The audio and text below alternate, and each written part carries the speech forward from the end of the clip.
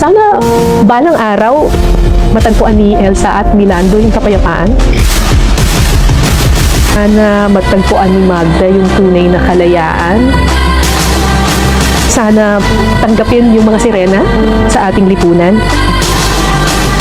Sana makauwi na yung mga magulang ni Angelo at yung iba pang mga nagtatrabaho sa abroad. Kasama niyo asawa. My purpose why I'm going to abroad is to earn money, give a better future of my child, support my family, to help my family safely. At sana makalaya na sa hirap yung mga simpleng tao.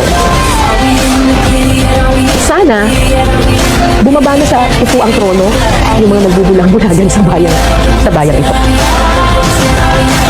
Matanda na ako, tapos ilang aking buhok. Pero masaya rin ako sa aking kalooban. Hindi ko naman nakalain na magiging ganyan din po ako. Kasi kinakaya ko itong dati na maging antayin ako. Kaya ko nito dati yung bakita. Pero kung pinalabasan ko naging ano ng... Bakit ka balik? May mga balita kasi na nakikita sa TV yung mga nangyayari.